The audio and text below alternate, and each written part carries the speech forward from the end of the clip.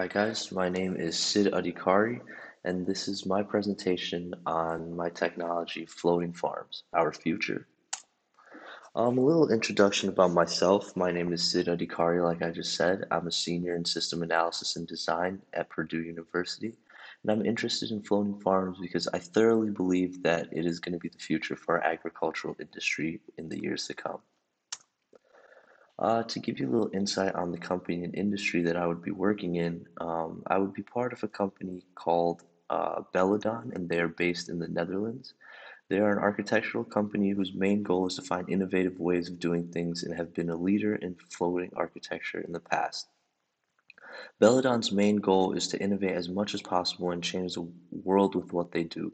They compete in the architectural industry, and once again, innovation is key. Okay, so according to PewResearch.org, the human population on Earth has grown by a whopping 174%, and our planet's population is about 7.6 billion people currently.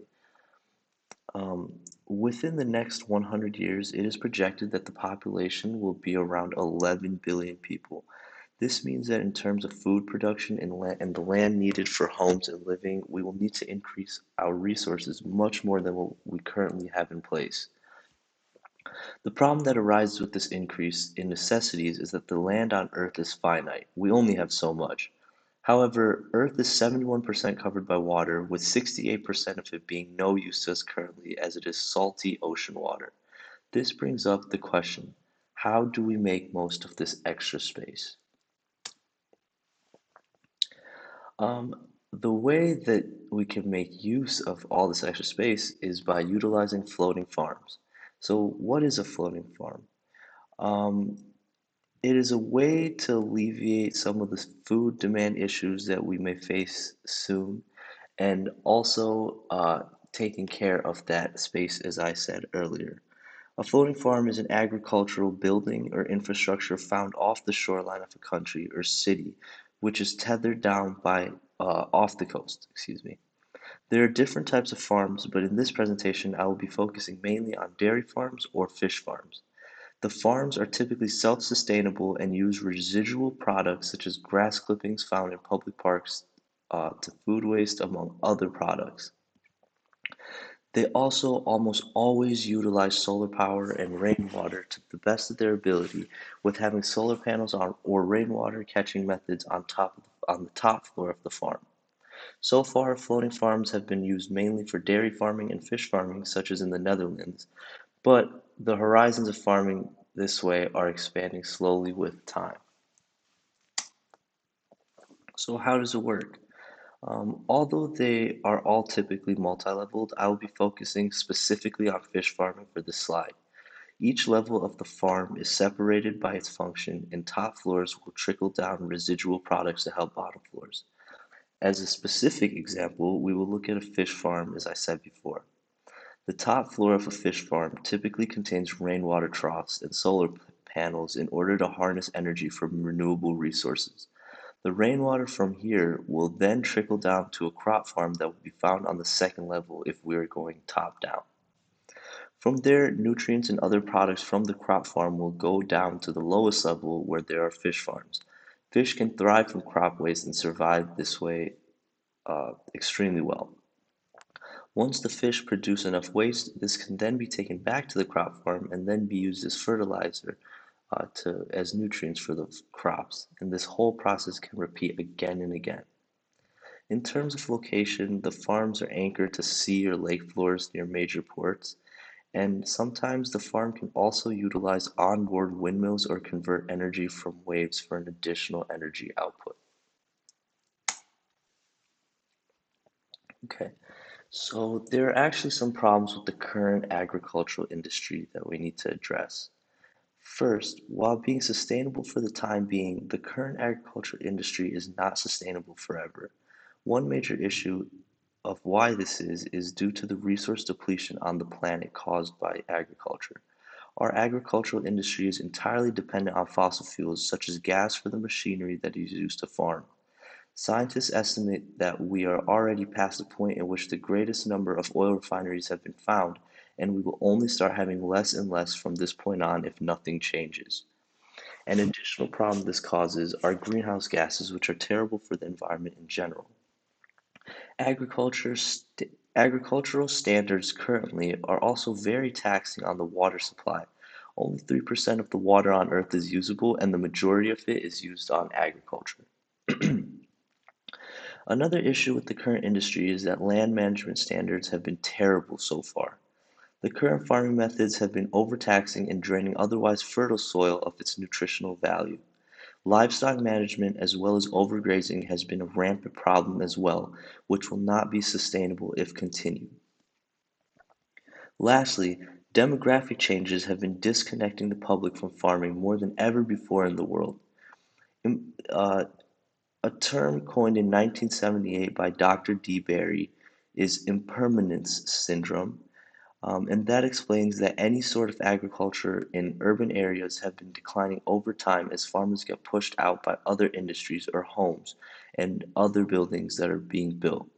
The general public is increasingly getting farther away from farms, which can increase the supply chain and can cause for use of more resources, increased prices, and an overall greater net carbon footprint. Okay, so looking at this visual really quick, this visual displays how agriculture impacts different aspects of our society. The first bar shows that food and food production is the cause for 26% of global emissions. Although not an immense number, lowering this as much as possible should be an area of concern.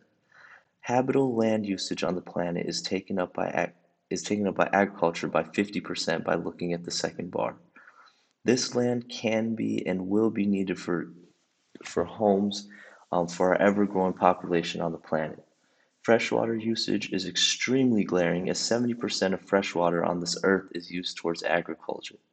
This is a finite resource, so determining methods of lowering this is important. Agriculture is also the reason for 78% of global eutrophication, which means the pollution caused to the oceans and freshwater.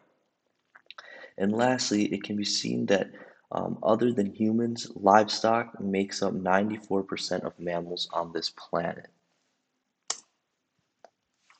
So, how can floating farms alleviate problems?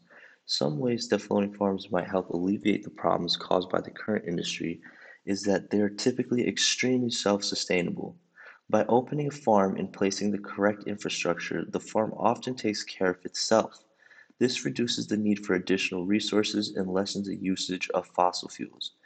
The farm also makes the most of unused water and saves valuable space on land for other things such as buildings, homes, parks, nature preserves, or anything else the, those terms. The farm condenses the distance from farm to consumer by being a local food bank, and this can actually impact consumers as the logistical chain decreases from needing less to transport. The consumers will often find themselves saving money. Shortening the distance will also reduce unnecessary waste, such as food going bad or the additional usage of fuel to transport. Lastly, the farms just generally provide more food production and availability, which will be important as the population of the earth inevitably is growing. Okay, so in terms of the cost of floating farms, the cost of a typical farm is very expensive if you could not already tell. The proper infrastructure and getting everything into place is expensive, not only because of what is needed, but because of how new the technology is. Paying for the actual farm, piping for drainage and irrigation, and transportation costs are only some of the costs. Um, this cost is also not paid back that quickly, as the farms so far are yielding much less product than traditional means of farming, as the floating version has been relatively small so far. It is estimated that a 2.5-acre greenhouse will cost about 3 million US dollars to open up, and this will pay for itself after approximately 10 years, assuming that the farm stays up and productive. Okay. So the impact of utilizing floating farms on the current industry is that the trends on agriculture are not showing a complete transition to floating farms. Instead, the farms would supplement the current agricultural industry. As they cannot and have not been yielding as much product as needed to fully phase out traditional agriculture, we will need to keep that agriculture on land going to sustain the food needs of the world. Floating farms would increase jobs in general as there would be just more opportunities for people. The farmers would also be able to live closer to cities as they would not have to go out into rural areas to get their jobs done and can stay in urban cities if they want. Lastly, floating farms would also increase opportunities for the architectural industry as it would be something a lot of companies would take on, especially if floating farms became more popular. Okay, so some of the problems with utilizing floating farms. Some problems with these farms is that there are very few functional farms being utilized currently. The main and most popular one can be found in Rotterdam, which is a dairy farm and provides citizens near that city with milk from the farm. Another problem is that the farms do not produce enough food to feed the masses. Although it is supplemental to the current food industry, currently there is no way that floating farms could entirely phase out traditional farming. Revenue from the farms do not outweigh the costs either. Each farm currently generates about $100,000 per year, which is significantly less than the $250,000 average that independent farm owners find themselves making every year. Natural disasters and waves can also cause problems to floating farms as they will be on top of water, and this needs to be taken into account by the architects who design and create the farm. The last problem is that as the farm is so self-sustainable, there might not be as many jobs provided from the floating farm, although this point can be argued that providing some jobs is greater than no jobs. Okay. In terms of the current status of the technology, um, floating farms have yet to be deployed in the masses. The research and development on them is relatively new, and the tech is generally in its developmental phases. The technology is expensive to implement, and more work needs to be done and needs to be put in for it to be widely used. And this picture that you can see on this slide is actually a dairy farm. I believe it's a render of it, but a dairy farm nonetheless. Okay. And then the development directions of the technology. Floating technology is new, but still used for other things such as solar and wind farms that float on the water. This might help speed up the usage of floating farms and implement it quicker than expected. Vertical farming in urban areas has also grown more popular throughout the industry and only helps the floating farm industry. The infrastructure is being worked on currently and is being developed, so in theory, floating farms should start to be utilized relatively quickly. Conceptually, the farms on water are in the scope of our ability with our current technology and farming methods and should only start to show more popularity as time goes on and demand goes up. Thank you.